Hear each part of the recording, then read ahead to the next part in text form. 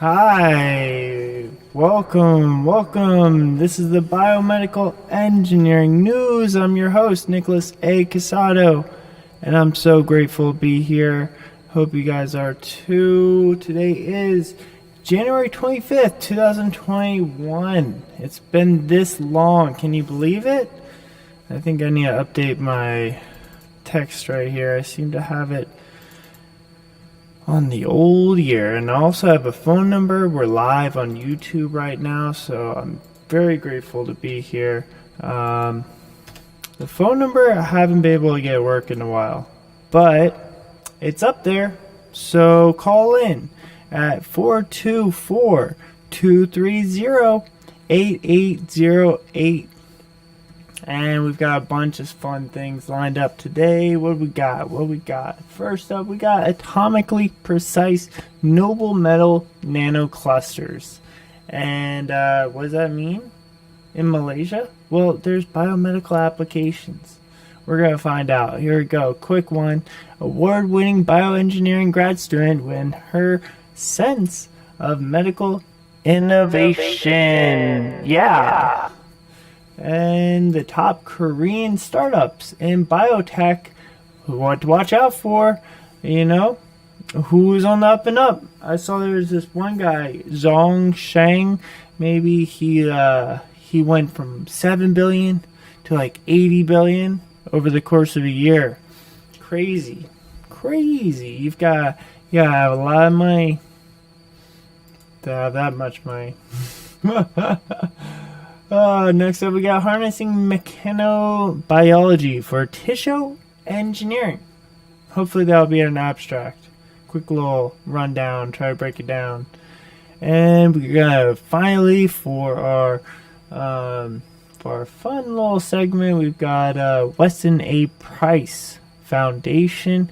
I'm gonna dive deep into this and sort of get a lowdown on what to expect in the next coming year and what it means with gene therapy, and what is gene therapy, how does it relate to everything that's going on right now. And for a biohack of the day, we're going to talk about water structuring and a cool little way that you can do it without any real work. What is that? Let's get into it. We're gonna hit it up live. And yeah. Let's put on some ambiance.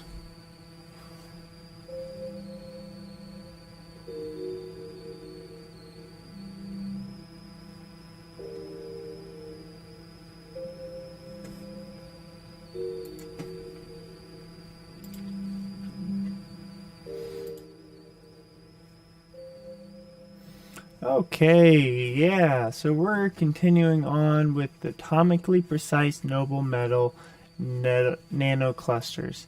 And these nanoclusters, which are like gold and silver, they're in the field of catalysts and biomedical applications. So we know gold and silver. Sometimes you hear about colloidal silver and how it's good for you can just pop in some colloidal silver. I'm not even sure. Colloidal silver. Well, colloidal silver is pure silver. It's like technically it's like a supplement and kind of like a vitamin. It's a mineral. That's it. And they say it has no known function. But some people say it actually is very good at antibacterial properties. Health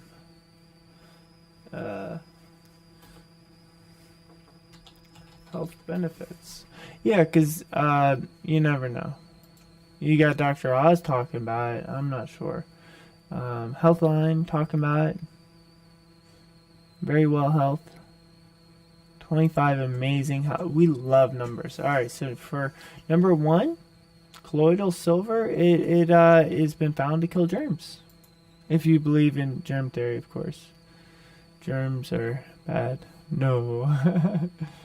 Germs are good. Fish are friends. Alright, so we've got silver nanoparticles react to substances in our body or natural environment for forming silver salt.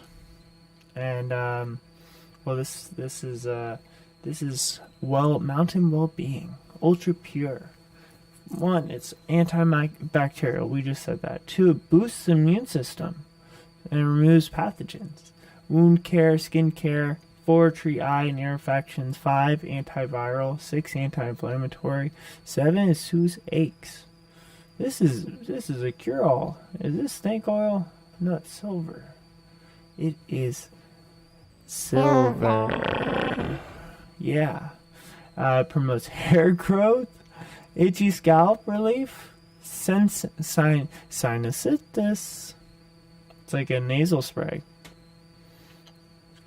Cold and flu. Soothes burns, cuts, and scrapes. Prevents plaque, tooth decay, bleeding gums.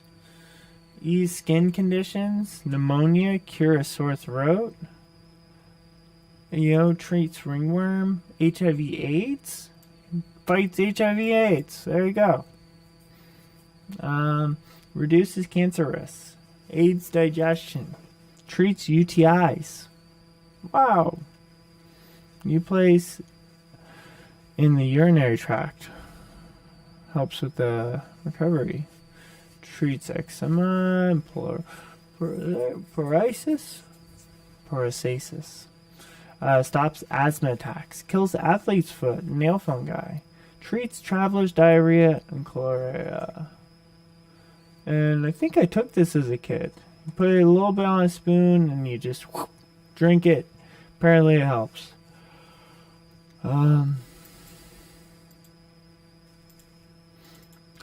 Adjuria. So it can make a person blush. Oh my gosh, exposure to chemical compounds of the element silver or silver dust. Wow, these people are blue, they're purple. Oh, it's scary. Oh boy, I'm sorry, Shelly. This is well, that's a real thing, so that's that. Thanks for sticking around. So alright, so now that you know about colloidal silver, what about this nanoparticles? And we talked about maybe a while back about some of the risks of wearing these smart fabrics, these fabrics with the nanoparticles, and they could get in your system and be irritants, especially with biking clothes. They got a lot of that. Well, this advancement of nanoscience, it has produced applications, some of which I'm not so sure. And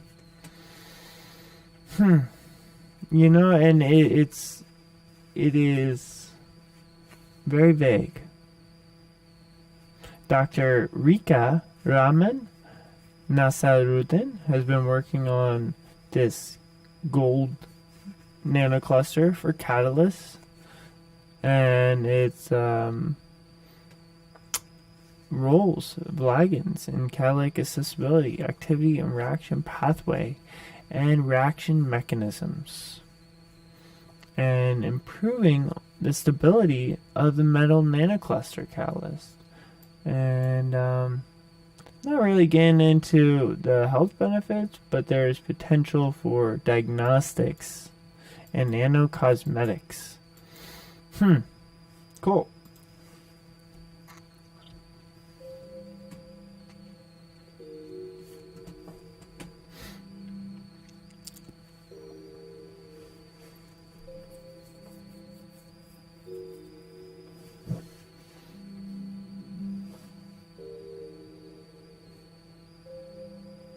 So, some of you might be wondering, what are you wearing around your neck if you're watching live on YouTube right now? Well, these are air tubes. We've talked about them before, but they're a new kind of air tubes. I just got it. So if you see on the video, it is one little bulb where the headphones split off. And that is cool because it, how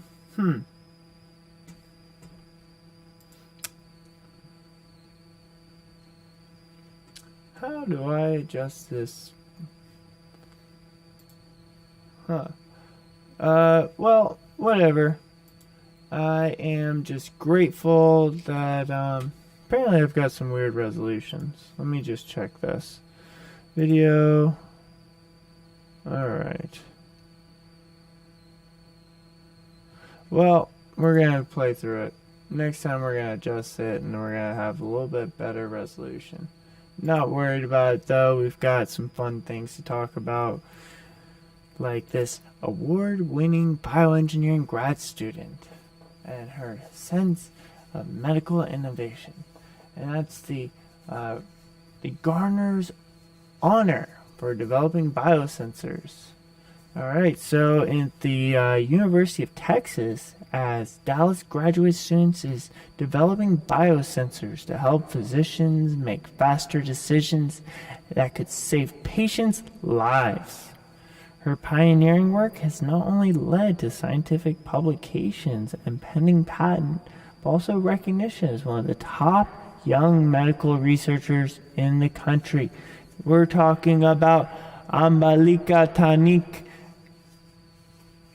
and she's getting her doctorate at the Eric Johnson School of Engineering Computer Science.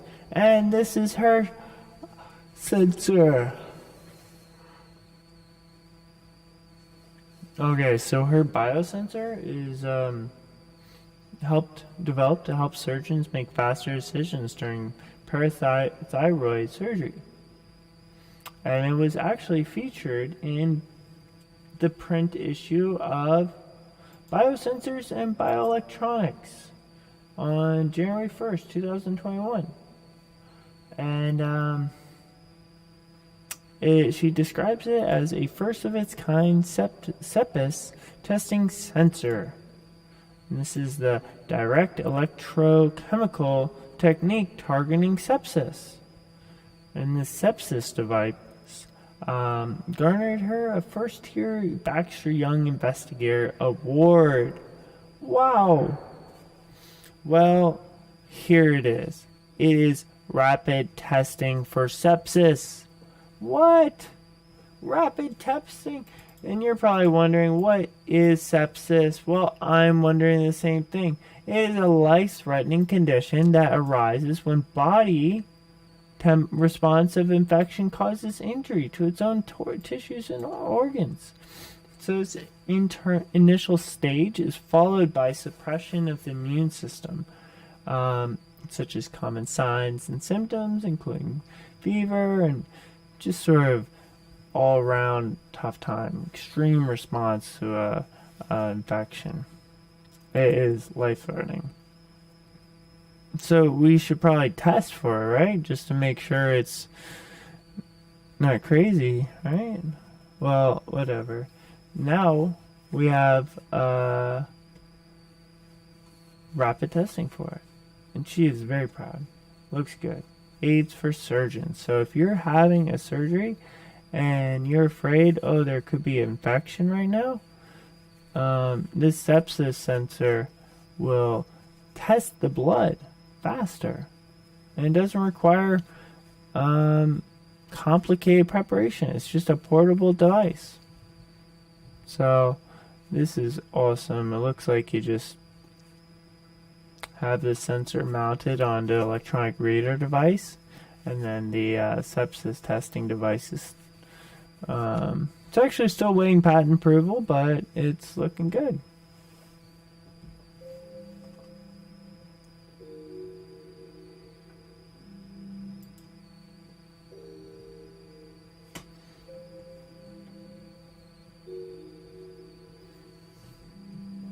So let's just take a look at that abstract. Let's just look at it. This might be our abstract. Should I play it? Should I play the song? I'm going to play it. Here we go. Abstract. Abstract. It's our abstract today. Abstract. Abstract. It's our abstract of the day. Yeah. Abstract. All right, cool. So we are gonna read this. This is multiplex cytokine detection using electrochemical point of care sensing device towards rapid sepsis endotyping. What? And she is the first author on this. Wow, somebody really. What? All right, so here we go. Let me give her a voice. All right. So, let me give her a little bit lower pitch. Lower, hi. Okay. Alright, so the implementation of endotype-driven effective intervention strategies is now considered an essential component for sepsis management. Rapid screening and frequent monitoring of immune response are critical for evidence-based information decisions in the early hours of patent approval. Current technologies focus on pathogen identification that lack in rapid testing of the patient immune response, impeding clinicians from providing appropriate sepsis treatment. Herein, we demonstrate a first-of-its-kind novel point-of-care device that uses a unique approach by directing monitoring a panel of 5 cytokine biomarkers that attribute to a sign of body's host immune response to sepsis. The developed point-of-care device encompasses a disposable sensor, a cartridge attached to a electrochemical reader. High sensitivity is achieved owing to this unique sensor design with an array of nanofilm semiconducting metal electrode interface, functionalized with specific capture probes to measure target biomarkers simultaneously using non-ferritic electrochemical impedance spectroscopy. And the sensor has a detection limit of around 1 pg per milliliter. That's pretty good right there, and provides results in less than 5 minutes from a single drop of undiluted plasma sample. Furthermore, the sensor demonstrates an excellent correlation with a Pearson's statistical less than 0.9. Wow. With the reference method of a total of 90 clinical samples. And the sensor's performance is 30 times faster compared to the standard reference technique. We have demonstrated the sensor's effectiveness to enhance diagnosis with a mechanistic biomarker-guided approach that can help disease endotyping for effective clinical management of sepsis at the patient bedside. That was amazing.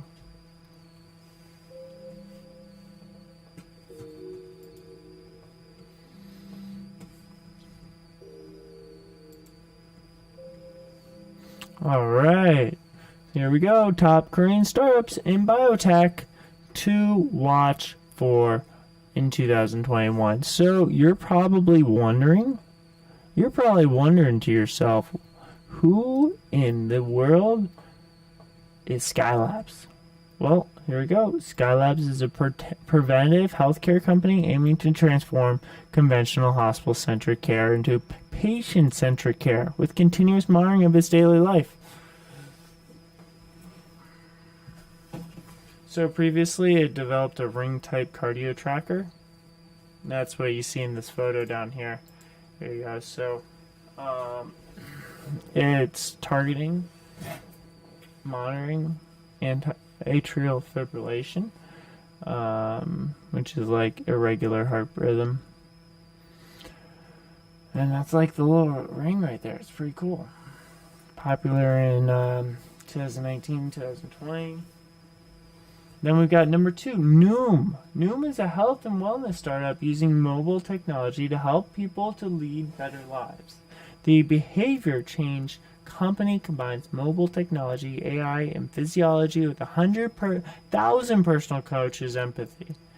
Noom helps give people better lives by recommending plans, eating plans. Oh, wow. Workout plans.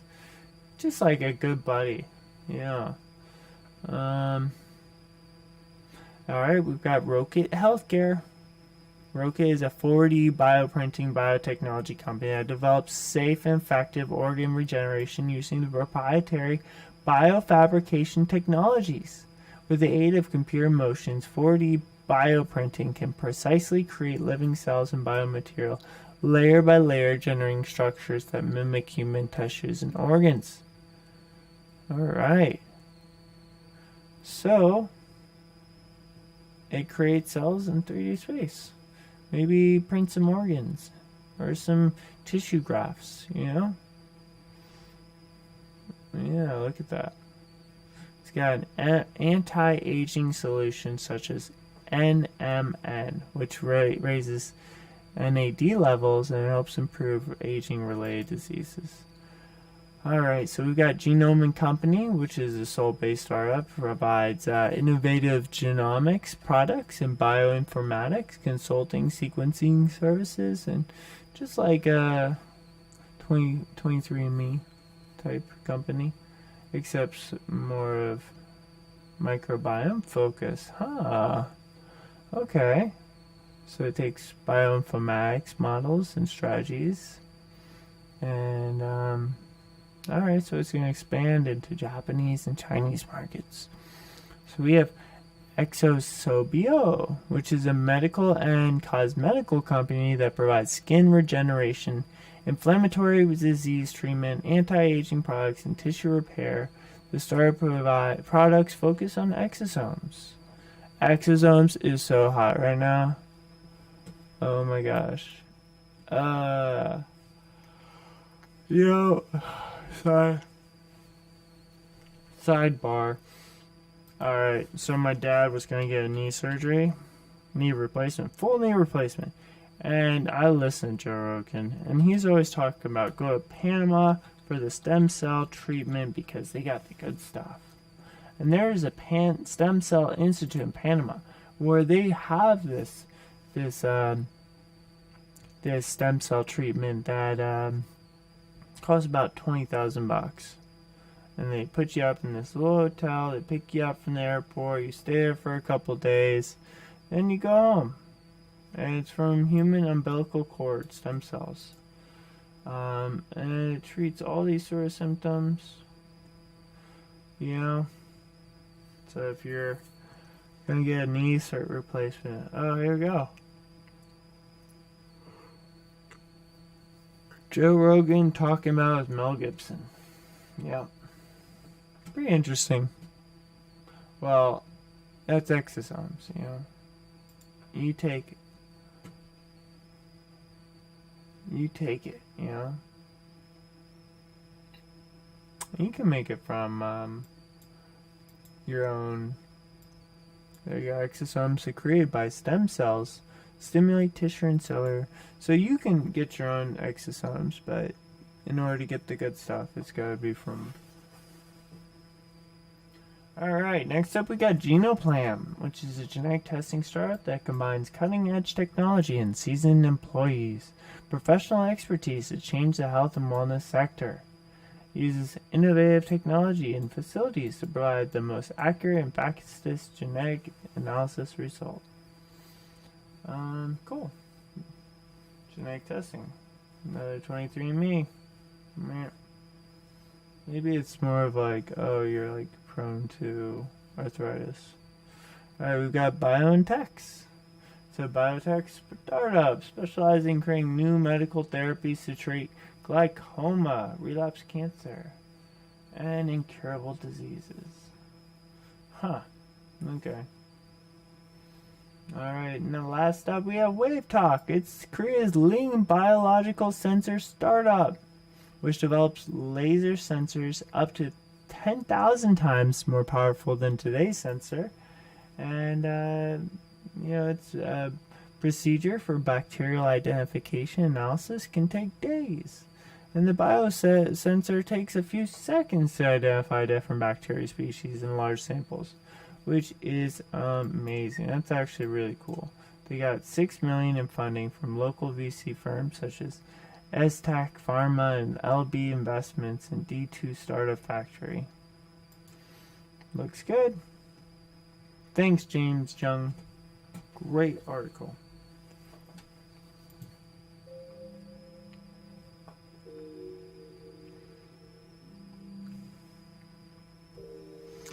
Okay, yeah. Alright, here we go. We've got harnessing mechanobiology for tissue engineering. And this is just a little blurb. It's about in vivo patterning of body plan and constituent tissues emerging from carefully orchestrated interactions between transcriptional programs that give the rise to cell types and mechanical forces that drive the bending, twisting, and extensions critical to morphogenesis. And this is the mechanobiology and the mechanics and regulate cell behavior. That was going to be alright, but oh boy, I'm so bored of it. That just got published last week or so, and it's developmental stuff, so I didn't even pay for it. It's getting late. I'm getting sleepy. Alright, so let's just talk about the fun thing right here. This is the Weston A. Price Foundation, which which I just found out about, which is great. It's fun because they are a foundation for food, farming, and healing arts. And it's what's about the foundation? Well, they kind of have publications.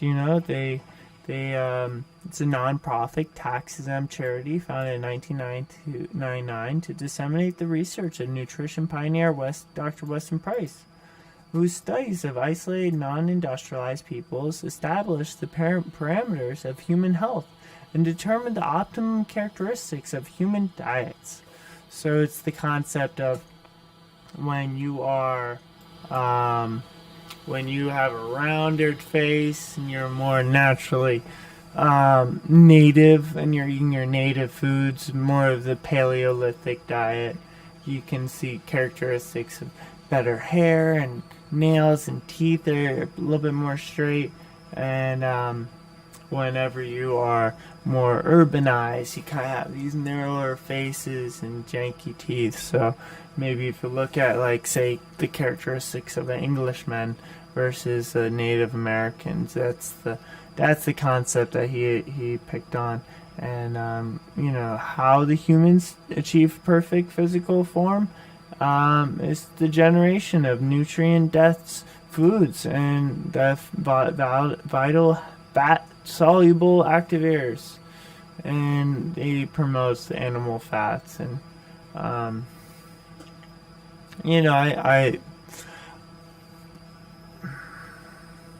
I've been struggling.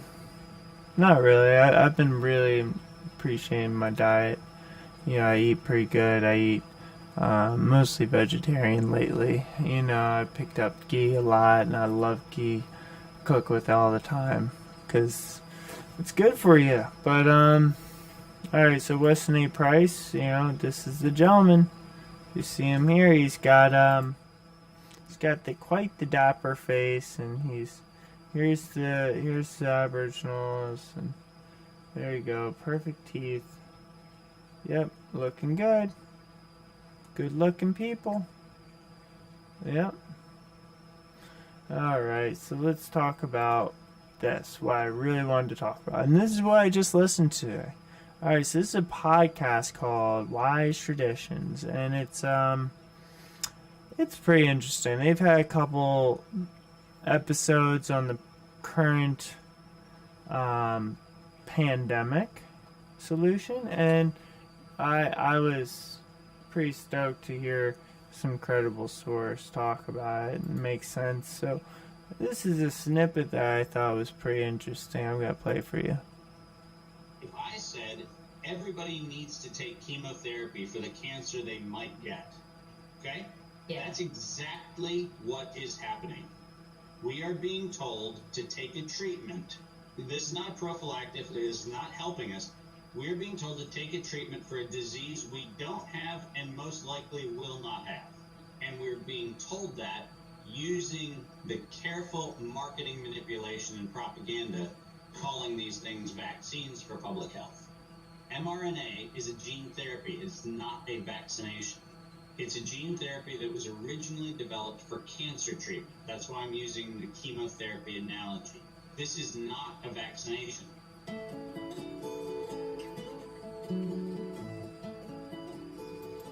Whoa! Did you catch that? He made the equivalence of the vaccine being very similar to chemotherapy. And when I looked at it, of course it makes sense. This is mRNA. mRNA. This is the new technology in which they take this little strand of, to simulate the infection and cause your body to generate the natural antibodies. But this is basically gene therapy. You're using this strand of RNA to hijack your cell, and this is gene therapy straight up. And this is like what it is, but I think we should call it how it is instead of calling it a vaccine, because it doesn't produce it doesn't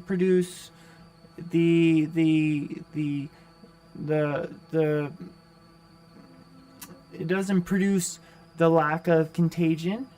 It doesn't. You can still get it after getting this vaccine. And what they say it's to prevent the symptoms, but you're still, apparently you can drop this massive bomb that, hey, you're 80% likely to have symptoms when you are taking this gene therapy, and when you are not taking it, you're 80% likely not to have any symptoms. So if you can take that 80% and flip-flop it to the whole other side, you went from having 20% chance of symptoms to 80%. And that's just silly. If you want to have symptoms, go get that. Go get some gene therapy, because basically it is just like chemotherapy, and we know how chemotherapy is. Man, it's tough on people. And the thing about chemo is that they direct it, they inject it, and they put it right into you, and they're doing that with this. And I feel bad for the people that do get it, but I guess they're okay. They are okay, because I know some people that have gotten it, and it's alright. And I try to reassure the people that in my life that want to get it, and well, it's okay. If you want to do it, do it. But gene therapy typically is for plasmid DNA. So you can carry therapeutic genes to human cells, which is basically, I think, what we're dealing with. Viral vectors. Oh, this is probably it. Derived from viruses. Once viruses have been modified to remove their ability to cause infectious disease, these modified viruses can be used as vectors to carry therapeutic genes into human cells. So how do they modify that? That's what I'm wondering. We got bacterial vectors.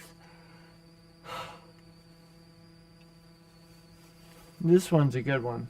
Human gene editing technology. And that's Total Recall, you know? That's what it's going to be like. Alright, last but not least, we got cells are removed from the patient, genetically modified, often using a viral vector, and then returned to the patient. And that probably makes most sense.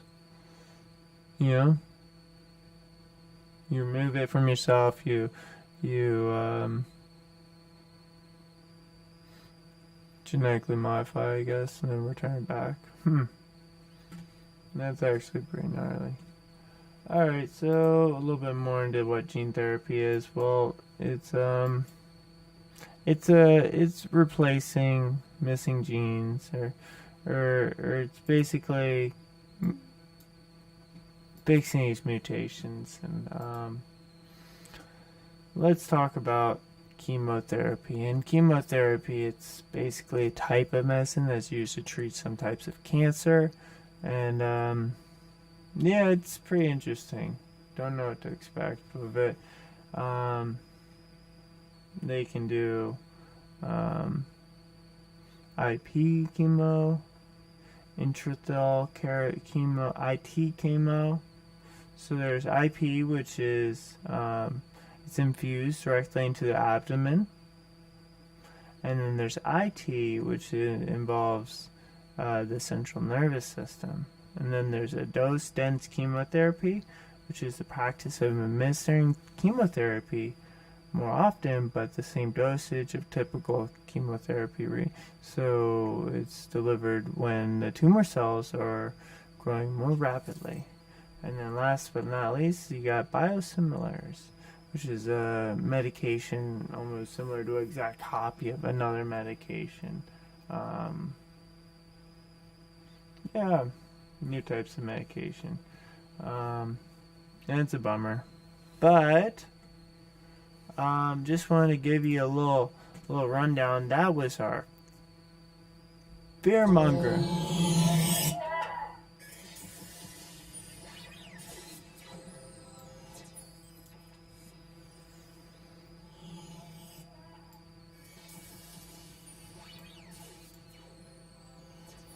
That's our old-fashioned fear-mongering segment. Thank you. And now, but not least, we have our biohack of the day.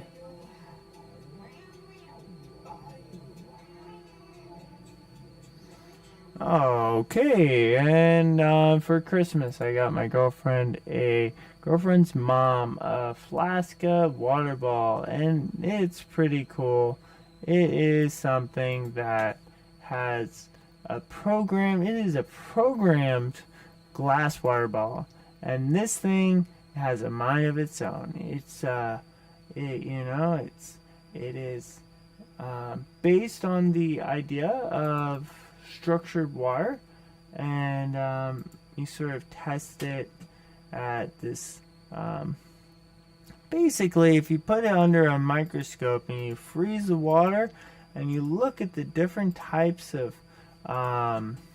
let's just hear what they have to say. Actually, I'm not doing it justice. So there we go. I'm gonna play it from the start.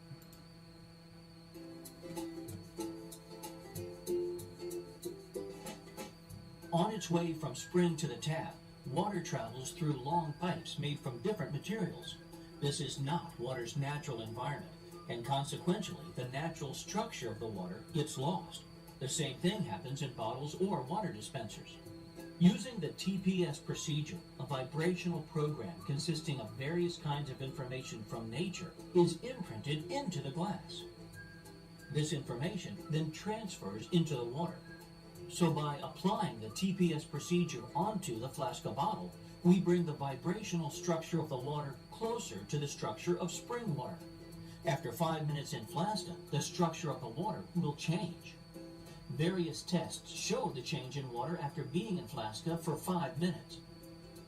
Find more information about Flaska and the TPS procedure on www.flaska.eu.